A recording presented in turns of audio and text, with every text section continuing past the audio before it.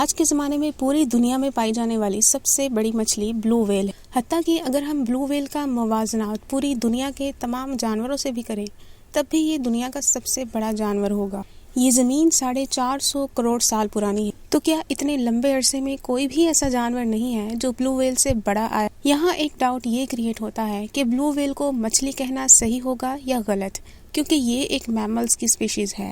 اگر بلو ویل کو سائڈ پہ رکھ کے اس سے نیچے کی مچھلیوں کو دیکھا جائے تو سب سے بڑی مچھلی دا وائٹ شارک ہے، لیکن وائٹ شارک موجودہ وقت کی سب سے بڑی مچھلی ہے۔ اگر ہم پاسٹ میں جائیں تو کروڑوں سال پہلے سب سے بڑی مچھلی میگلاڈون تھی، جو لگ بھگ 30 لاکھ سال پہلے اپنا وجود رکھتی تھی، جس کی لمبائی تقریباً 60 فٹ ہوا کرتی تھی۔ اس کا صرف جبڑا ہی 3 میٹر کا تھا اور اس کے جبڑے کے اندر تقریباً 270 دانت لگے ہوتے تھے، اور جس طرح عام جانوروں اور انسانوں کے دانت 2 روز میں لگے ہوتے ہیں، لیکن اس مچھلی کے دانت 5 لائنوں میں ترتیب سے لگائے گئے تھے اور اس کے ایک دانت کی لمبائی 3 سے 7 انچ ہوا کرتی تھی۔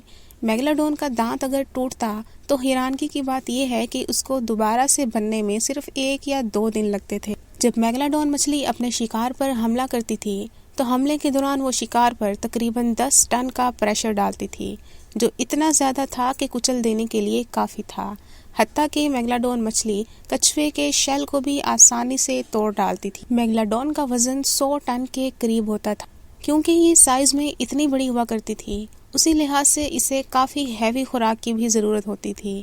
ایک دن کے اندر اس کا کھانا تقریباً 1 ٹن کے برابر ہوا کرتا تھا، اور یہ اپنے کھانے کا انتظام سمندر کی چھوٹی موٹی چیزوں کو کھا کر نہیں کر سکتی تھی، بلکہ سمندر کے بڑے بڑے جانوروں اور دوسری بڑی بڑی مچھلیوں کا شکار کر کے یہ اپنی 1 ٹن خوراک پوری کرتی تھی۔ حتیٰ کہ اس کے بچوں کا وزن بھی 2 سے 3 ٹن ہوا کرتا تھا اور ان کی لمبائی تقریباً 10 فیٹ تک ہوا۔ اس کے بچوں کی برتھ سمندر کے اس علاقے میں ہوا کرتی تھی جہاں پانی بہت زیادہ ہوتا تھا، کیونکہ کم پانی میں سروائیو کرنا ان کے لیے ممکن نہیں ہوتا۔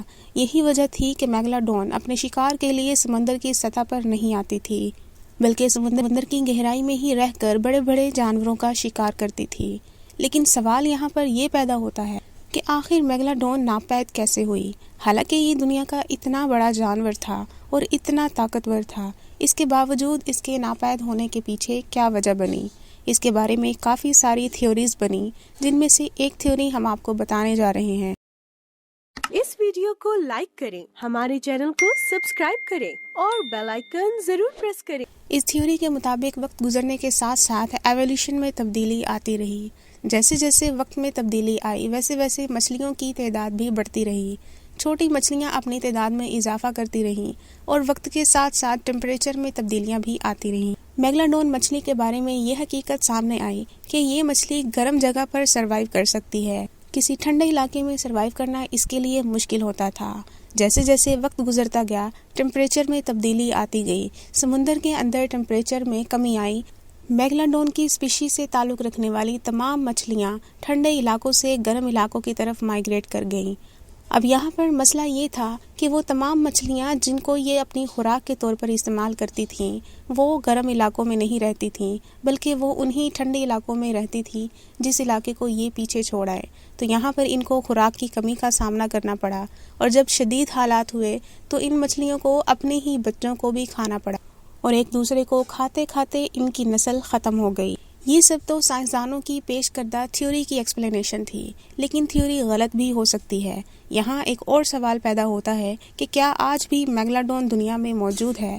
کیونکہ پچھلے چند سالوں میں کچھ ایسے واقعات بیتے ہیں جن سے یہ خدشہ ظاہر ہوتا ہے کہ شاید میگلاڈون ابھی بھی موجود ہے، کیونکہ 1875 میں سمندر کے اندر سے میگلاڈون کے 2 دانت برآمد ہوئے، اور جب ان دانتوں کو آبزرو کیا گیا تو یہ اندازہ لگایا گیا کہ یہ دانت تقریباً 10,000 سال پرانے ہیں، جبکہ حقیقت تو یہ ہے کہ میگلاڈون لاکھوں سال پہلے ہی ناپید ہو چکا، تو 10,000 سال پرانے دانت کہاں سے آئے؟ اس کے علاوہ 2009 میں ایک ہسٹری چینل نے گلف آف کیلیفورنیا میں ایک مشن سٹارٹ کیا، جس مشن کے مطابق اس جگہ پر ایک بہت بڑی مچھلی موجود ہے اور اس مچھلی کو ڈھونڈنا تھا، کیونکہ وہاں کے لوگوں کا یہ کہنا تھا کہ یہاں پر اتنے بڑے سائز کی مچھلی موجود ہے کہ وہ باقی مچھلیوں کا شکار کرتی ہے اور لوگوں کے لیے خطرے کا باعث ہے۔